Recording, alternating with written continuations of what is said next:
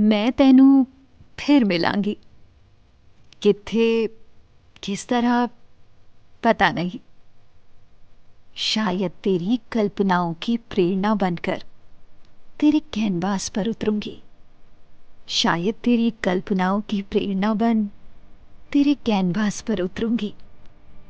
पद्म विभूषण, पद्मश्री, साहित्य अकादमी पुरस्कार, ऐसे ही अनगिनत पुरस्कारों से सम्मानित होने वाले अपने दर्द को कागज पर उतारकर लोगों के दिलों में एक अलग जगह बनाने वाली अमृता प्रीतम आज ही के दिन पंजाब के गुजरावाला, जो कि अभी पाकिस्तान में है, वहां जन्मी थी।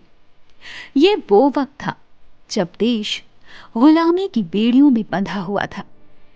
तब बचपन से ही आजाद ख्यालों वाली अमृता अपनी आजादी की कीमत इकट्ठा कर रही थी। अपनी किताबें, अपनी शायरियों में दर्द बयान करने वाली अमृता ने बचपन से ही अपने हर एक शब्द की कीमत चुकाई है। जब वो 11 साल की थी तब उनकी मां का देहांत हो गया। मां के देहांत के बाद उन्होंने कलम और किताब को ही अपना हमसफर बना लिया था। 16 साल की उम्र में उनकी शादी प्रीतम नाम के पंजाबी व्यापारी से कर दी गई।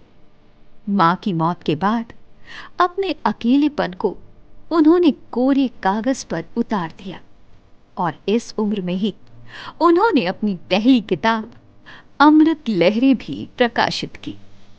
धीरे धीरे वक्त गुजरता गया, लेकिन उनके जीवन में दुख और त्रासदी का दौर खत्म नहीं हुआ। विभाजन का समय आया। चारों तरफ लोग एक दूसरे के खून के प्यासे हो गए। सरहदें बंट गई। इस दौरान अमृता की लिखी हुई एक नज्म ने लोगों के दिलों में घर कर दिया और वो नज्म इन सरहदों के बीच की कड़ी थी। आज वारिस शाह से कहती हूं, अपनी कब्र में से बोलो और इश्क की किताब का कोई नया फरक खोलो। पंजाब की एक बेटी रोई थी, तूने एक लंबी दास्तान लिखी। आज लाखों बेटियां रो रही हैं। वारिस शाह तुमसे कह रही हैं, ऐ दर्दमंदों के दोस्त, पंजाब की हालत देखो। चौपाल लाशों से अटा पड़ा है, चिनाब लहू से भरी पड़ी है। बदलते मौसमों और तारीखों के साथ इनके जीवन में अकेलापन बढ़ता गया। अपने हमसफर के होते हुए भी वो अकेली सफर कर रही थी। पर उनकी जिंदगी में एक बहुत खूबसूरत सा मोड़ आया और वो मोड़ था साहिर लुधियानवी, जिनसे मिलने के बाद अमृता के जीवन में बसंत की शुरुआत हुई और उनके जीवन में प्रेम का फूल खिला। साहिर और अमृता बहुत कम ही मिले थे और बहुत खास मौकों पर ही मिले थे। खतों के साथ उनका इश्क परवान चढ़ा, प्यार को परवाज मिली। कहते हैं ना, बसंत के बाद पतझड़ आता है। साहिर ने खुद को कभी अमृता के लिए समर्पित नहीं किया, पर अमृता के इस खालीपन को उनकी ही किताब के कवर को डिजाइन करने वाले इमरोज ने जरूर भरा। इमरोज का प्यार उनके लिए निश्चल और पाक था। अपने साहिर और इमरोज के रिश्ते पर अमृता ने कहा था कि साहिर मेरा खुला आसमान है और इमरोज मेरे घर की छत। ये बात और है कि छत खुलती आसमान में है। जिस तरह अमृता की जिंदगी में कई किरदार हैं, वैसे ही अमृता ने कई किरदारों से भरी हुई लगभग 100 से ज्यादा किताबें लिखी, जो आज भी उनकी अधूरी मोहब्बत की दास्तान को बयां करती हैं।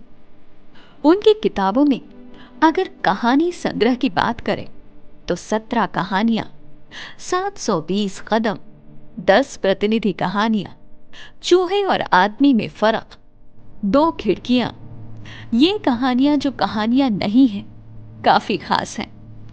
अगर उपन्यास की बात करें तो कैली, कामिनी और अनीता, ये कलम, ये कागज, ये अक्षर, न राधा न रुक्मणी, जलते बुझते लोग, जला वतन और पिंजर बहुत ही लोकप्रिय रहे हैं।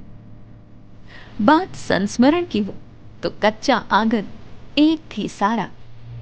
और अगर आत्मकथा की बात करें तो रसीदी टिकट लोगों में खासे लोकप्रिय रहे।